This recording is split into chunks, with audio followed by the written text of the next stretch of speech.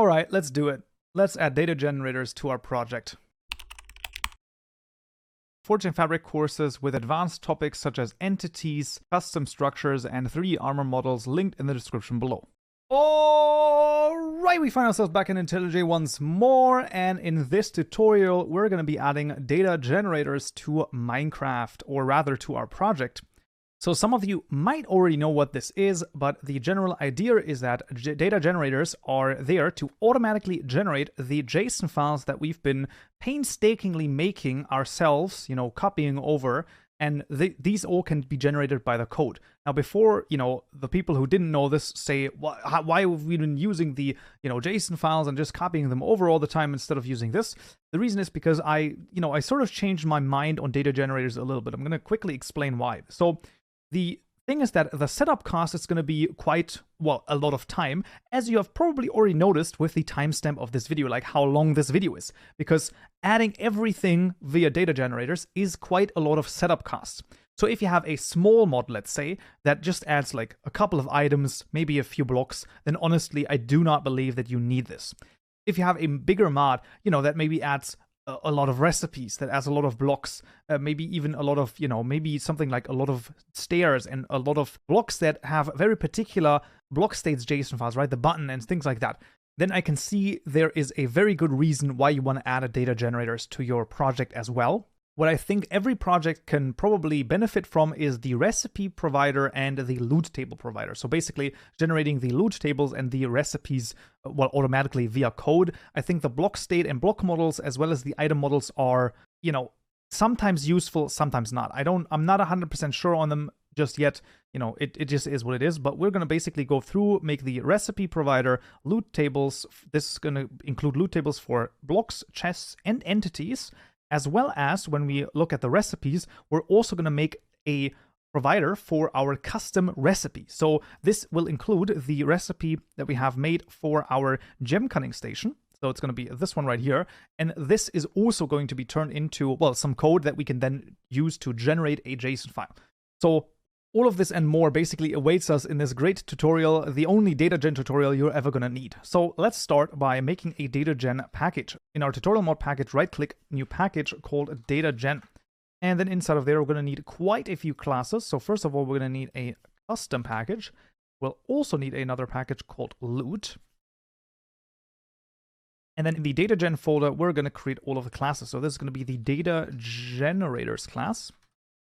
There you go. And then we're going to continue with the other classes. Then we need the ModLootTableProvider. Then we're going to have the ModItemModelProvider. We're also going to have the ModLootTableProvider. And then last but not least, we also have the ModRecipeProvider. There you go. Those are all of the 4 things that we are going to need. In the loot package, let's just create all of the classes already, and then we're going to go through them. This is the ModBlockLootTables. And then we're going to have another class. This is going to be the ModChestLootTables. And then we're also going to have a ModEntityLootTables. There you go. And then in our custom package, we're going to create the Gem Cutting Recipe Builder. So those are all of the classes that we're going to add. As you can clearly see, it's a little bit, so bear with me as we go through each of the classes and create what we need to create. So we're going to start with the block states because they are a little bit easier. It doesn't really matter where we start. Let's just actually start at the mod recipe provider because I think that that's going to be the easiest. So this is going to extend the recipe provider here from NetMinecraft Data Recipes, and then it also will implement the iCondition builder right here. So we're going to just hover over this, create constructor matching super, and then we only need to override a run method, and that is going to be the build crafting recipes method. Now we actually don't want to call the super right here, but what we do want to call is we want to call something else. So to make a shaped recipe, what we want to call is the shaped recipe builder right here, dot shaped.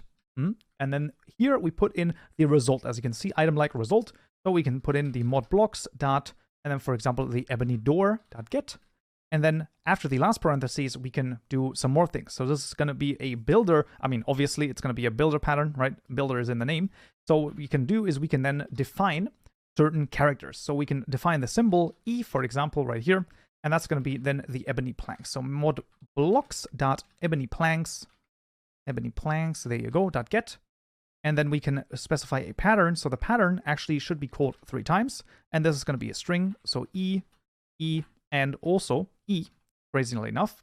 So this pattern, of course, is the same pattern. If we open a recipe right here, this is going to be this pattern right here. And that's what this is going to create. The definitions here are, of course, these definitions. The keys should also be fairly self-explanatory.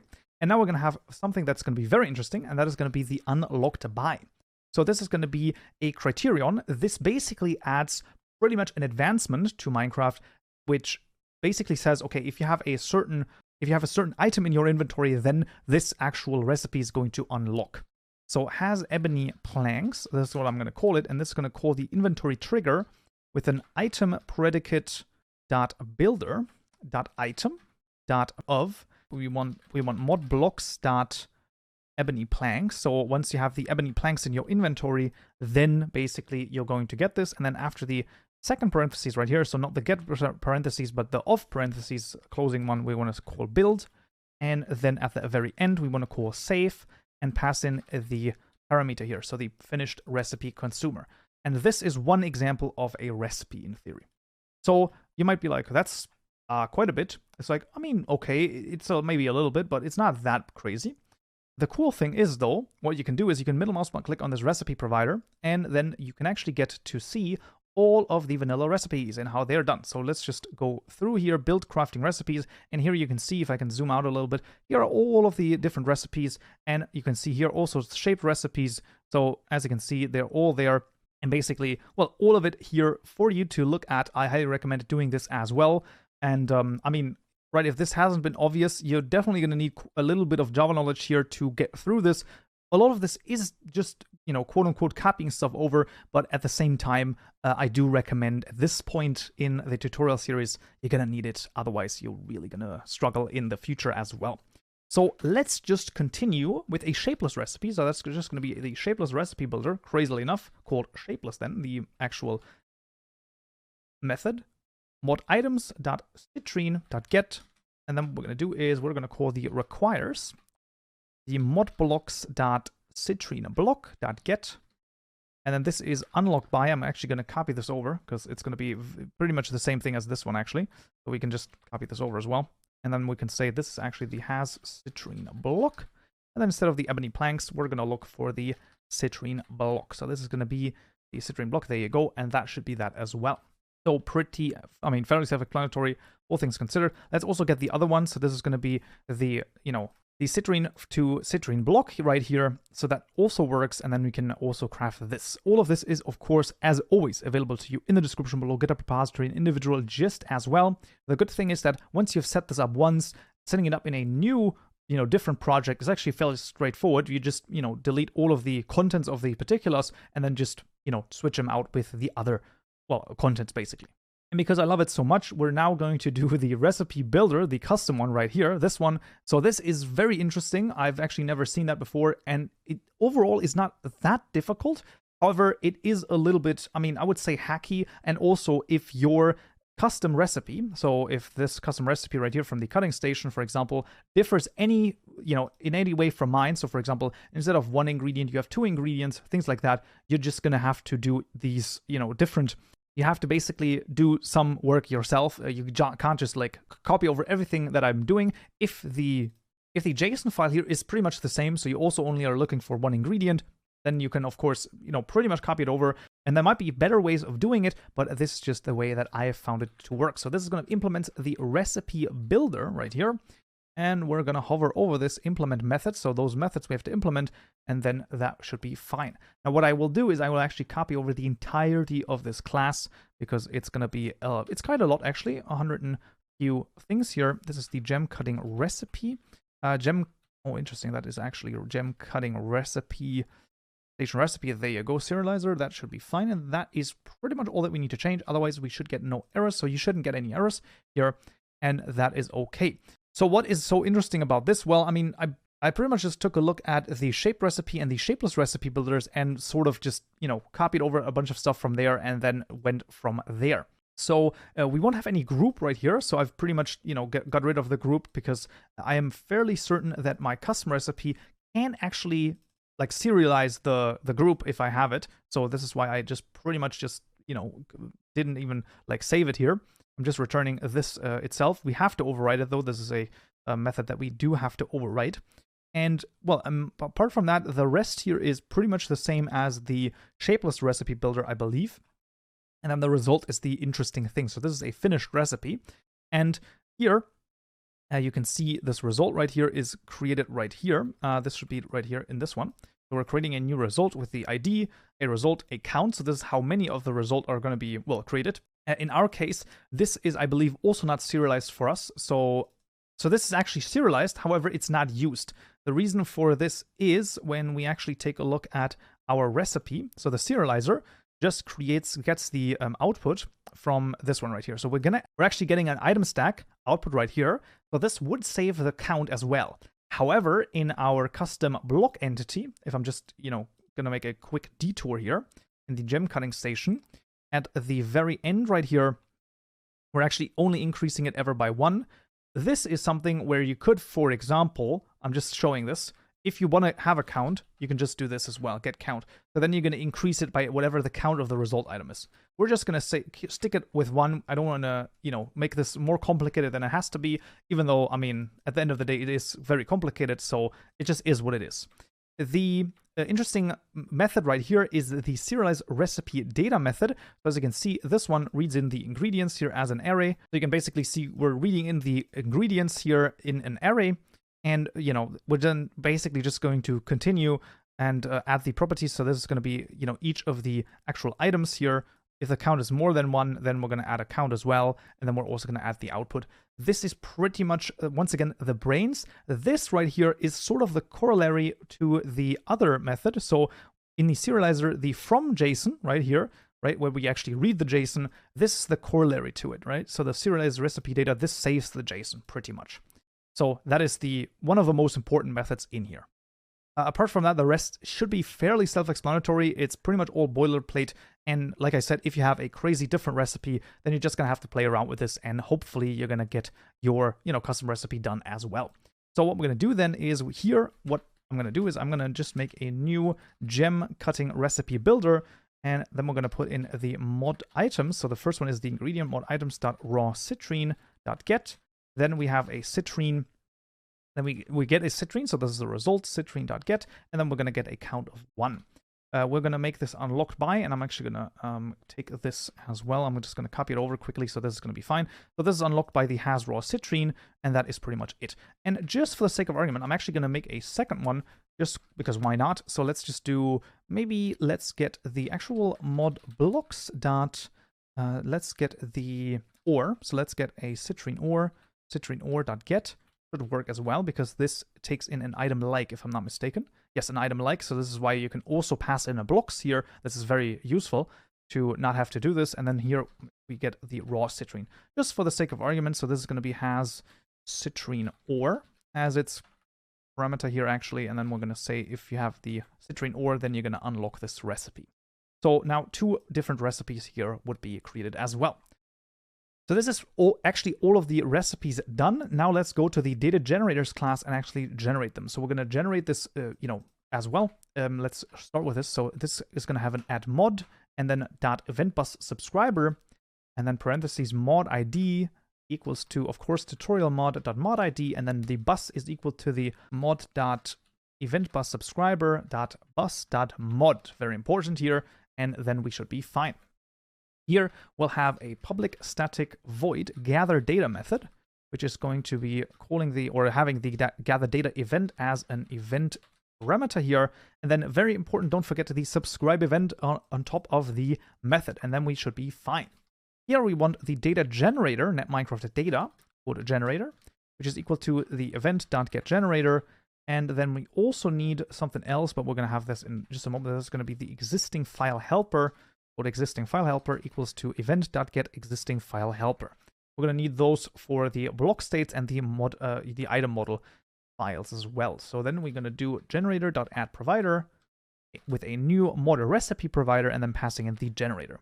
Now, this is actually all that we need to do for the recipes, and we should already be able to create them. Just for the sake of argument, we're actually going to do this. So what you have to do, how do you generate them? Well, this is very important. So please, pay attention here. This is very important. What you have to do is you have to go to your Gradle, forge Gradle runs, and then run data. If you double click this, then it's going to change from run client to run data up here. So now every time you click the start button, it's going to then run data. So keep that in mind. And also, yes, you will always have to run data when you actually change something here. So if we add a new recipe in theory right here, then we would have to run data again. Now, there can be quite a few, different things that might happen in terms of errors that might occur. Now, this is a normal error. Listen, this is always going to happen. You're always going to get a failed at the end. What is very important is that it says all providers took however many milliseconds. I don't want to see a comment about, oh, it didn't work, and then you just show me this error. If it says all providers took however many milliseconds, it worked, okay? Even if this error is shown. So please keep that in mind. Next thing, where are the JSON files generated? They're generated in the source folder in the generated folder. Let's open this, and you can see, without double-clicking accidentally, we can see in the data folder right here, tutorial mod recipes. And then here, all of our recipes are created. You can see citrine from gem cutting, raw citrine from gem cutting, the ebony door, the citrine block, and the citrine. If I go into them, you can see it pretty much are, these are normal JSON files, JSON files for the recipes, and here our custom ones also work totally fine. As you can see, everything, absolutely amazing and really freaking awesome. So everything seems to be working totally fine, so that's really good. You can also see the advancements, as I've said. This is the advancements here are for, some stuff with the inventory changes. You can see I am, I wouldn't worry about this too much. This shouldn't be, shouldn't matter too much. I believe the recipe advancements here are mainly for the recipe book so that they're added there, although I have not looked into it too much. Right, so that is pretty much the data here generated.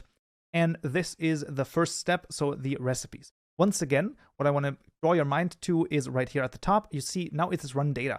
So if you now are like, oh, let's just take a look and see if the recipes work, and you run data again, what you're going to find, or you press the play button, what you're going to find is it's going to run data. So once again, if you've done this, you're probably also going to get an error. This is an error I want to explain quickly. If you're going to get a process resources error right here, right, this error right here, what this means is that you have a duplicate JSON file that it can't, handle. What does that mean? If the JSON files that you have generated right here are the same as the JSON files that you have in your assets or your data folder, then it's not going to work. Meaning, you either want to delete this recipes folder or this recipes folder. So this means I have to now delete this recipes folder, delete it, gone, and then I can run data again, in theory, and then it should work totally fine. So then the process resources one is not going to, basically give me an error. And once again, after I've done this, it's going to generate the same files here, of course. As you can see, once again, all providers, took however many milliseconds, so it is totally fine. Even, with any type of error, it's going to be totally fine. If you now want to switch back and actually start, Minecraft again, it's like, oh, how do I start Minecraft again? Click right here and choose Run Client. You can alternatively also go to the Gradle tab and then just double click the Run Client, and then it should switch to Run Client. Every time you have modified something in your data generators, you once again want to go to run data again, let it run through, and then, basically wait until you have all providers took however many milliseconds, and then you should be fine. So this is sort of the first step right here. The different recipes are done. So let's continue with, well, what do we want to continue with? Let's do the loot tables, because why not?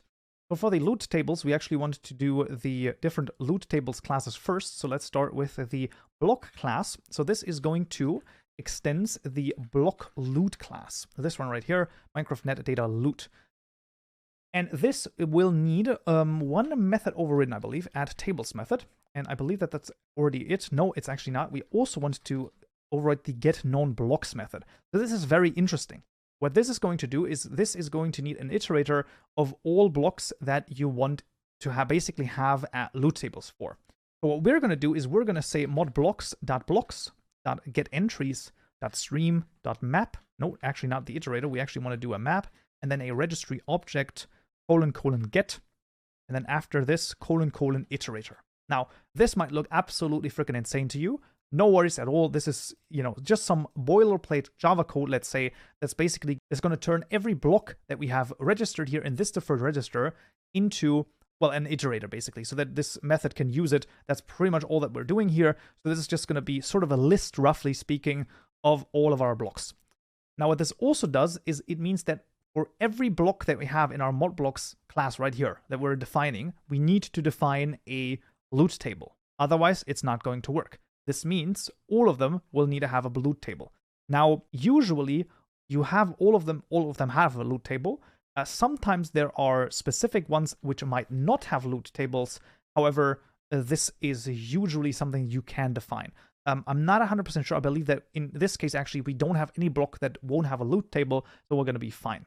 So I'm going to show how you add those as well. In this add tables method, if we just want to drop the actual block itself, we just call this .dropSelf, there you go, and then just pass in modblocks dot, for example, we're going to start with the citrine block dot get, and there you go. That's it. Now the loot table for the citrine block will drop itself. We could duplicate this, Control D, and then also drop the raw citrine block, and that will be fine. ORs are a little more complicated. The ORs is going to be this.add, and then we want to pass in the modblocks dot, let's go, for example, go for the citrine underscore or dot get. And then the second parameter is actually going to be I'm not even going to sure what this is. This is a function. Okay, so it's going to take a block and return a builder. So this actually more complicated, looks more complicated than it actually is. The only thing that's going to be is a block right here, and then we're going to have an arrow, and then we're going to call the create or drop right here. You can see there are quite a few different, create methods that we will be able to use here, and the create or block is going to be modblocks.citrineor.get, and then the second one is what you actually want dropped from it. So this is going to be moditems.rawcitrine.get. .get, there you go, and that will create the or drop. So we can then, duplicate this a couple of times to then get the deep state or. And this should be the deep state ore as well. This is then going to be the netherrack ore. This is going to be the netherrack ore. This is going to be the end stone ore, end stone. And it's going to, pretty much do this. Let's go there. There you go. And always going to drop the raw citrine. So those are all of the ores. For example, for something like the slab or, the fences, there are also different, types of, things that you can do. Before I just, continue along, what you can also do is you should be able to go into the block loot class, middle mouse button, click on this, and once again, find all of the, ways that vanilla does it. You can see right here, add tables. So drop self. There's a lot of drop selves, obviously, because a lot of blocks, just drop themselves, but you can also then clearly see there are some other things like create single item table with silk touch, right? So what does that mean? Well, I mean, it means that you want something else to drop. If you have silk touch on it, for example, I highly recommend checking this out. You can also, take a look at the fences, for example. They just drop themselves, things like that. Might be interesting. A slab is interesting, right? That might be a thing that could be, considered fairly interesting, all things considered. So, as you can see, there are a lot of things in here that are, just, amazing. And I just cannot recommend enough to take a look at this. And, pretty much there should be a corollary for whatever your particular item is or your particular block. There is, for the loot tables, I actually didn't have to add anything specific, or anything custom here. So what I'm going to do is I will actually just copy over most of the rest of it, not all of it. The last one I'm actually going to do afterwards. So this is going to be this. There might be some things that we have to change here. So this is going to be the ebony sign and ebony sign here as well. The normal lace spawn sapling chance, we're actually going to copy over. So this is a private field. I don't know why it's private in the block loot right here. You can see normal spawn chance. This is just the spawn chances for the saplings. I'm not even 100% sure how it uses it, but you can see, the actual things here are very long. They can get very long, as you can see. So, I wouldn't worry about it too much. You can, of course, go into them and go deeper and deeper until you find the loot table, with pools. And this is basically actually creating the actual loot table there. But we won't worry about this too much in this moment. Actually, this should not be the birch sapling. This should, of course, be modblocks dot our custom sapling, ebony sapling.get, sapling.get. There you go. So this should be fine as well. this is pretty much all that we need, except for one last thing, and that is going to be the custom plant. So this is the cucumber plant, of course, and this is going to look quite, a little bit more complicated. So we can actually go in here and search for wheat, and we should be able to find, if I can write it correctly, there you go, wheat. We should be able to find wheat as well. And you can see this is absolute craziness. So I can't even zoom out enough to, have everything on the screen here. So you need the loot item condition builder, as well as the adding it to, the loot. I'm going to copy the already done ones over, and we're going to look at this. So I highly recommend pretty much just copying this over from either my GitHub repository, the gist, or this block loot class, and then changing what you need to change. So we're basically saying, okay, we need to have a a property, right? This is going to be the H property, and it has to have value 5. This shouldn't come as a surprise to you if you watched the, tutorial where I actually added the crop. And then here we're adding the plant, right? This is the block. We're going to create a crop drop of this plant. We're going to drop cucumbers and seeds. And then this is the conditions on which this happens. It can be quite complicated. Now, once again, it just is what it is. So this is pretty much all that we need to do. So what I will do as well, I believe that we should have every block in here. But we're going to see that in just a moment. What I'm going to do is I'm just going to then, call this inside of the ModLootTableProvider. So the ModLootTableProvider, we're going to actually, modify this in a little bit as well again. But let's just, change this for now. So this is going to extend the LootTableProvider class. Hover over this, create constructor matching super, and then what we're going to need is we need to overwrite the validate method, as well as the this is the get tables method with this absolute insanity of a return thing. As you can see, it's going to return a list of a pair, of a supplier, of a consumer, of a buy consumer, which is going to be a buy consumer of resource location and a loot table builder, which is in turn part of the consumer, I believe, of I don't even know at this point. So as you can see, it's pretty freaking insane. Whatever the case may be, this is what we need. And I'm actually going to copy over the actual field that we're going to need. So this is this field right here, the sub providers field. You can see this is how it's done. You can see, it just is like a pair of entity loot context parameter set, and then continues on with this. And I will copy this over. We're going to get 2 errors here, but no worries, because we've actually not, properly created those things yet. But let's just get rid of these, and then this should be fine. And then we can return the loot underscore tables, a field right here, and that should be okay. The validate method, very, very important that you change this, and this should be changed to, actually, let's copy this over as well, because this is going to be boilerplate code. Once again, just map for each ID table, loot tables validate, validation tracker ID, and table. And that should be all that we need right here for the time being to add the blocks. You saw that we also can add the chest and the entity loot tables as well. We're going to do that in just a moment. I want to show you a very important thing for the block loot tables as well.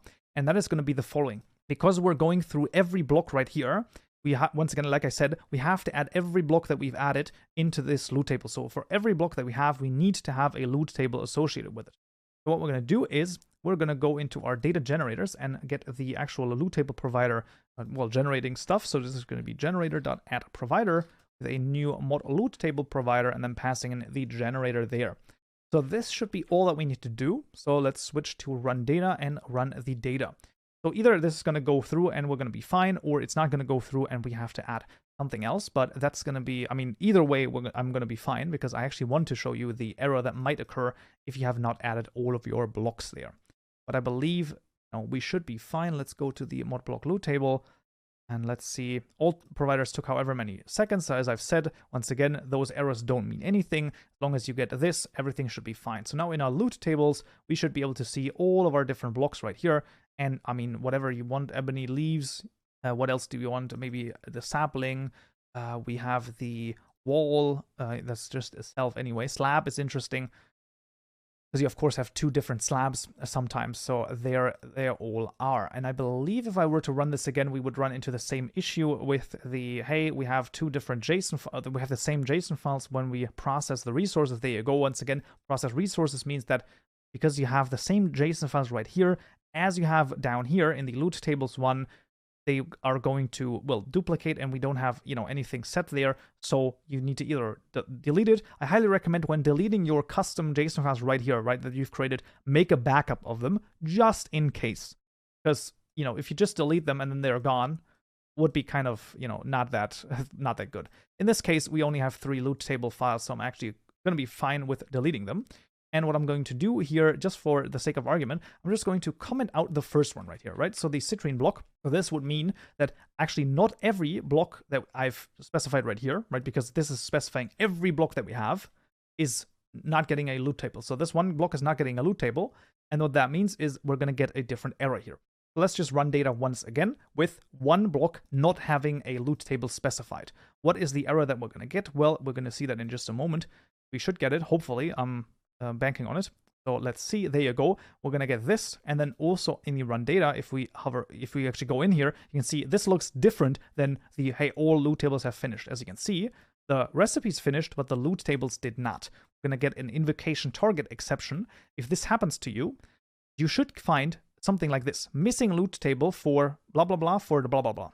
This basically points you to exactly what the issue is, meaning you have not specified a loot table for this particular block. And of course we haven't, right? We've just commented out creating a loot table for this block, so you have to add it. So this is how you do it then. If you get this multiple times, you just have to add the loot table, run data again. If you get it again, run, change it so that the specified block gets a loot table, and so on and so forth until it basically runs through and works. That is the, way to add the block loot tables to your project here.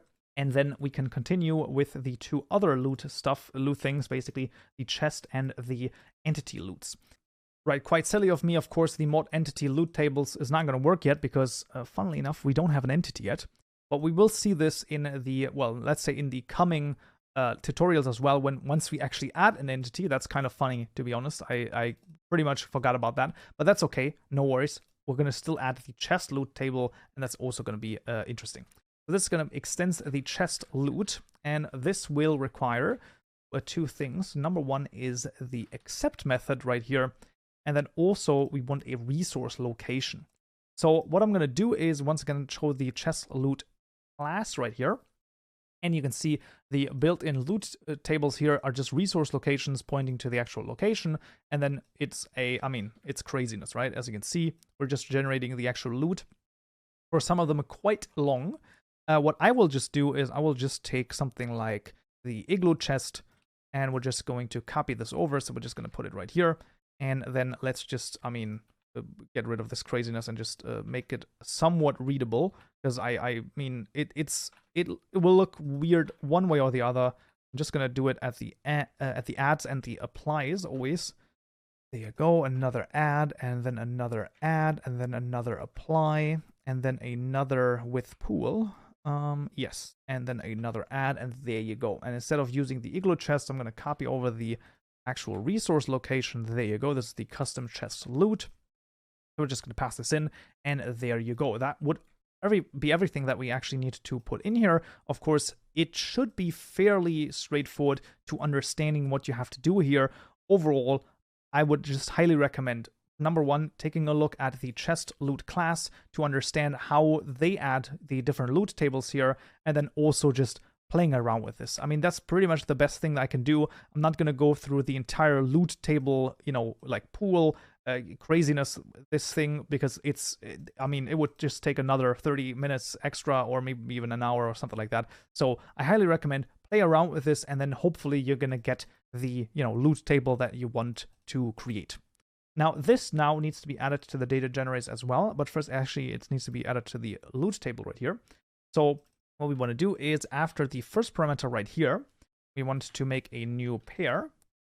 Yes, I believe this is correct, of course, because why would it be? This is going to be pair.of, there you go. And this is going to be the mod chest, loot tables, : new, and then the loot context parameter, or param sets.chest. And then there you go. That should be fine. Let's actually format this a little bit differently so that I can see it. Well, okay, maybe not. Maybe we're going to keep it like this. That's going to be fine as well. And then the chest loot table should also be generated. So let's just run data again, and then the chest loot table will be added as well. which is going to be really freaking awesome.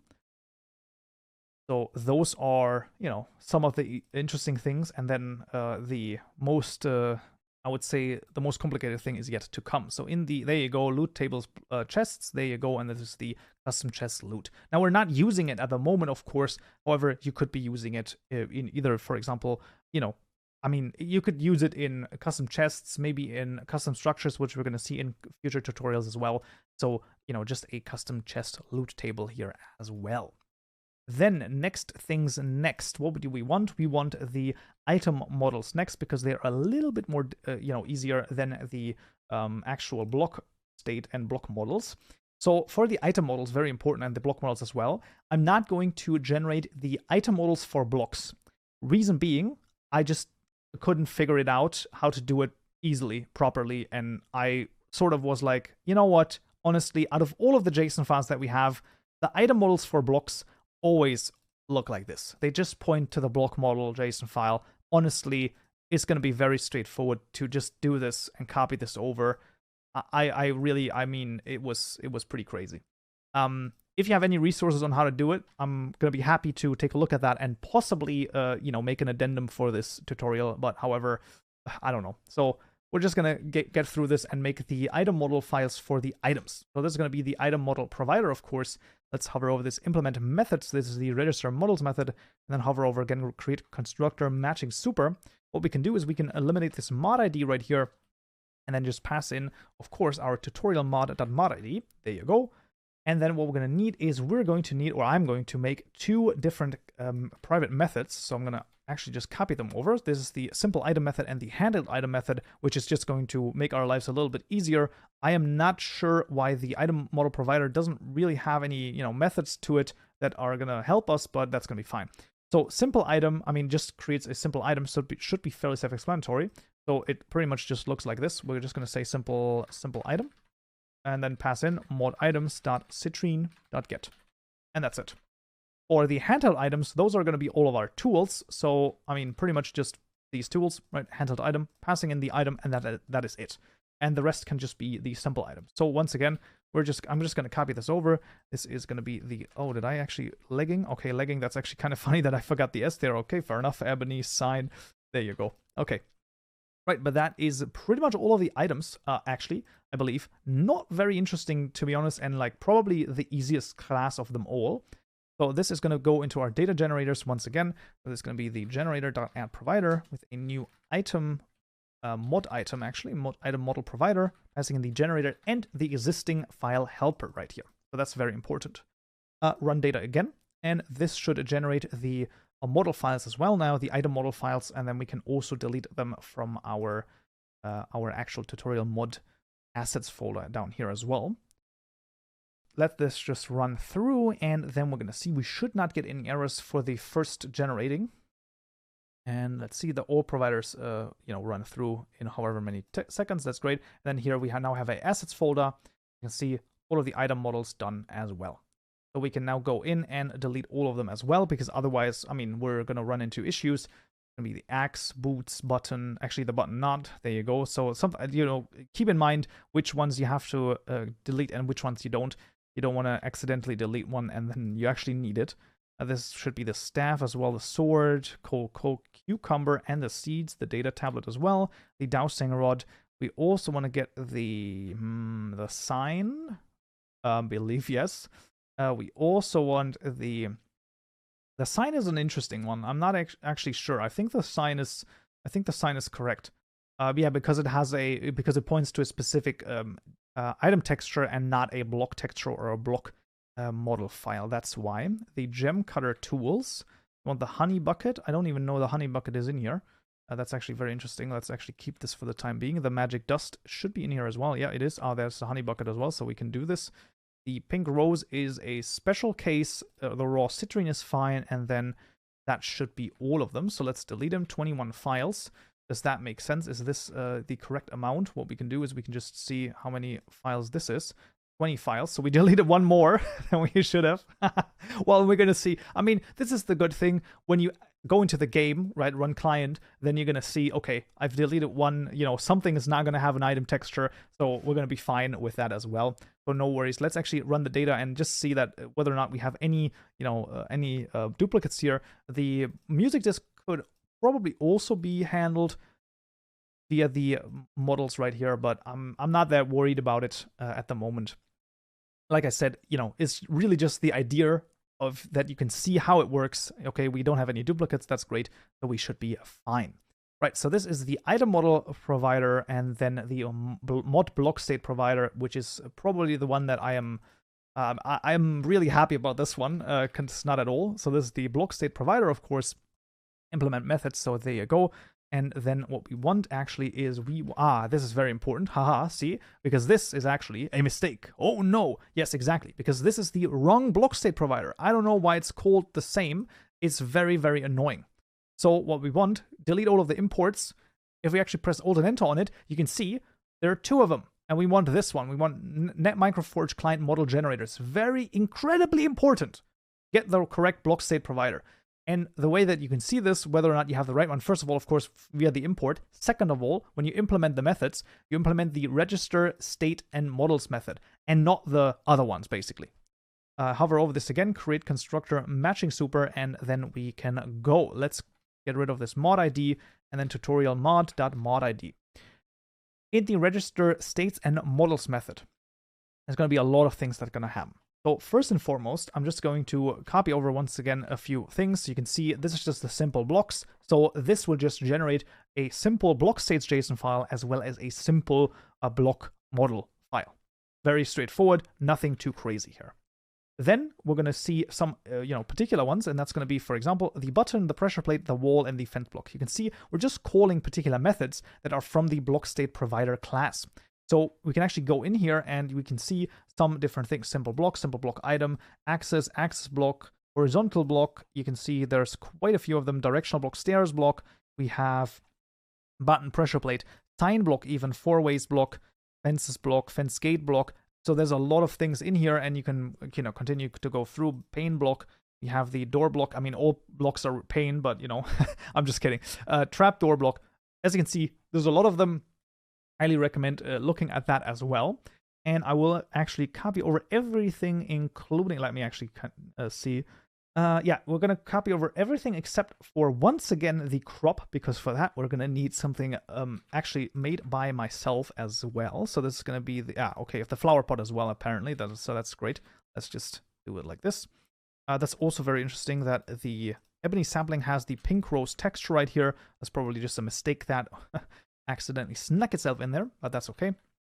So there you go. So this should be all of them. And as you can see, overall, I mean, it's not that crazy. I recommend also going through this, taking another look at it. Overall, the actual methods here are never very complicated.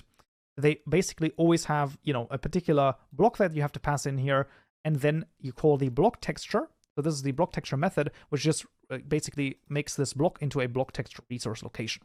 So that is pretty much all that it does, so I highly recommend doing that as well. Then we actually want actually three methods that I've created myself, and that's going to be these three. This is going to be the flower pot cross method, as you can see right here. I don't know why this, didn't exist. The actual parent flower pot cross did not exist. I don't know why, but it is what it is. We also have the make crop method and the states method that is then called. So this, you might say this is absolute madness. And I'm like, I absolutely agree with you. But it is what it is. So this is what we're going to need for our custom crop. The great thing is that this should, in theory, be able to create any crop that you want, as long as you, call the method properly. So this method has to be called like this. You can see this is the model name. So if I look into the models here, this is the cucumbers_stage. And then the number should not be included. The numbers get generated right here. And then here, this is the name of the actual block texture. So if those differ for you, which might be the case, then you can change them right here. That's pretty much all that there is to it. What is also very important is that this needs to be a crop block, of course, and then this is incredibly important as well. And I mean, all of this is very important, but I understand we're already going at like almost 50 minutes, but this is very important. We actually have to make an addition or a change in the CucumberPlantBlock class. because I actually have a little bit of a bug has snuck into it. I don't know why, but it is what it is. You actually need to add 2 methods, and that is going to be the getHProperty method, that it returns this property, and we also have to get this hProperty into the builder. Otherwise, we're going to run into some major issues. Once we've done this, everything should be fine. You should be doing this for all of your different crops as well. So override this method and override this method and choose your custom age right here and pass it in properly.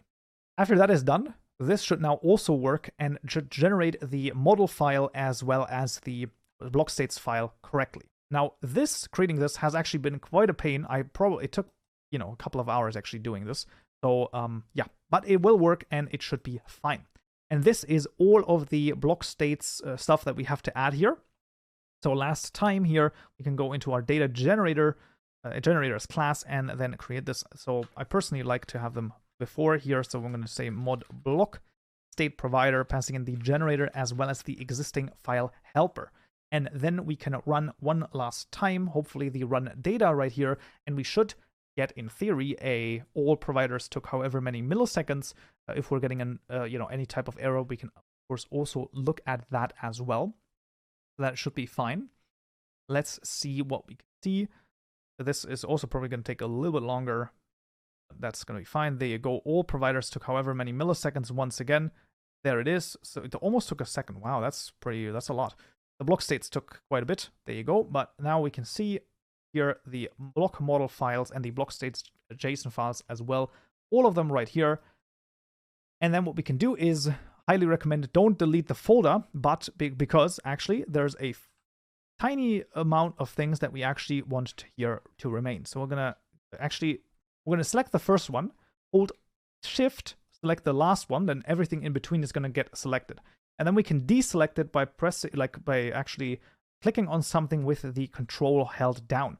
So we don't want the inventory button to disappear, if I'm not mistaken. I'm actually going to double check because this is quite important. There you go. The inventory button should remain. The fence inventory should remain.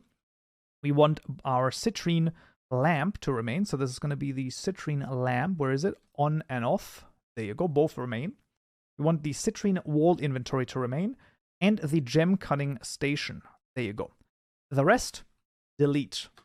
51 files just gone. We can also check whether or not the 51, these are actually 51 files. That was the block models. Let's see. Is this 51? This is actually 53. Very interesting. I'm not 100% sure why that is the case, but okay. Yeah, whatever. So that is fine. And then for the item model files, those should stay. The Blockstates is the one that we also want to change. And here we actually want to delete just a few of them as well. We want to keep 2 of them, the citrine lamp and the gem cutting station once again. This is the citrine lamp. Where is it? Right here. There you go. And the rest can go. 29 files. Let's once again see if this is 29 files. If it's not, I'm going to actually go a little bit crazy. It is 29 files. Okay, that's good. That's good. Yeah, the gem cutting station, of course, because it has the variant right here. Now this, we should be able to actually do this probably with some sort of boilerplate code, but honestly, I mean, the block model file is going to be different anyway. This is not generatable, obviously, because this is from Blockbench, so you can't generate this automatically via the Blockstate provider. Should be pretty obvious. Same with a few of the other ones. I mean, you could probably generate those, but I really didn't bother with it because the inventory ones, they're very straightforward, and I don't know why they don't generate automatically. There are methods for it, like inside of here. I believe. Actually, apparently not. They might be in the item one. So I don't know why that isn't made a little bit easier. So yeah, that's pretty much it. And that is pretty much all of the things that we should have to add. So in theory, we're going to have probably one item which has a missing item model, but that's going to be fine. We've run this once again. So let's then go into the runClient and let's actually go into Minecraft and see whether or not, well, we've missed anything and whether or not everything still works fine. All right, we find ourselves in Minecraft, and as you can see, pretty much all of it still works except for the citrine staff, which of course is kind of an oversight because, well, we can't generate that item model as well. So there you go. Also, I believe have I deleted? Oh, no, of course not. The item bow, the bow actually, I am not 100% sure how you can use the item model properties stuff. with generating it. I'm not sure that even works, so I am not sure about it, but that's going to be fine. Let's actually just get a few pickaxes here, and let's just, for the sake of argument, see whether or not this actually drops something, because I'm not 100% sure, but it should, in theory, work. Okay, this is adventure mode. That would explain why that doesn't work. There you go. And it does work. Let's go. So that's really freaking awesome. So we actually get some, well, of our loot tables here working as well. And those should be working for pretty much all of them. So, you know, all of it works. Let's actually also try to, you know, use the gem cutting station. This was with the citrine, I believe. So we can get this one. And then let's just get 2 water bottles here so that we can actually try this out. So this, and then the citrine ore, and then this. This is the custom one that we've generated. And it actually works. This is absolutely amazing. So you can see, there you go. Now raw citrine, and now we could in theory, do it, there you go, and then get normal citrine out of it. So really freaking awesome. So you can see all of it's still working, all of it's still great. Let's actually, just for the sake of argument, get a crafting table as well. And then we should also probably already be able to find stuff like that. Yeah, there you go. The citrine block right here. And there is another one, the citrine here as well, taking the block. I mean, it's pretty much all there. And the ebony as well. Let's get some ebony planks, and then we should get the also another recipe unlock. There you go. The ebony door has now unlocked, so we can see this. This is right there, ebony door. There you go. And that is how easy it is to use the custom data generators to, well, I mean, just make your life a little bit easier or harder depending on your, you know, point of view for generating some JSON files. Right, as I've said, there are a few things that which I've not shown, of course. That is going to be the language provider, because honestly, doing it in code or, you know, inside of a JSON file, I mean, there's so little difference. I just don't think it's necessary. You can always, you know, basically take a look at that in your own time as well. Also, there is, I believe, a tag provider. So mod tags, block tags, and item tags. I didn't do those because, I mean, how many tags realistically are you going to ever add? I mean, is it going to be like, you know, 1,000 of them? Probably not. So, or 100, even 100, I don't know. So I didn't show those, but you know, overall, it should be fine. Hopefully you got the general idea of how it works. You can always take a look at the vanilla file. So let's take a look at, once again, this one right here. And if I middle mouse button click on this loot package, we should be able to see the loot here. Actually, that's, of course, the worst example. Let's take a look at this one. This is in the Minecraft Forge generators. So this is also a bad example, but the item one. This one. Oh, that's also in this generator. Fair enough. So you can basically take a look at those item model generators here. And then in maybe the recipe provider is a little bit better. Data, maybe in the data folder. So you can have the tags. This have a tag provider, item tag provider. There you go. Block tag provider, a biome tags provider. Even structures might also have something. Nope. We have a recipe. This is the recipe provider that we've used. And then loot. This is the loot that we've used. And then you can see there's also fishing and loot, the gift loot table provider. This is what we have. Piglin barter. So. And then also advancements could also be generated as well. I believe that those are also something that you could do in theory, but overall, I highly recommend looking at this in your own time as well. I think with that, we've pretty much covered, I mean, all of the stuff that I wanted to cover is pretty much done, and hopefully this was kind of useful to you. I mean, I understand it was quite long, and the setting up process, as I've said, is quite a upfront investment, but once you have added it once, like I said, then adding more stuff to it and using it in other projects should be much easier than just, you know, having to create it once. So I really hope you found this useful and you learned something new. If you did, I would very much appreciate a like, and don't forget to subscribe for more tutorials just like this one. I also want to thank all of my lovely Patreon supporters for supporting me and this channel. It is very much appreciated, and I'll see you in the next tutorial. So, yeah.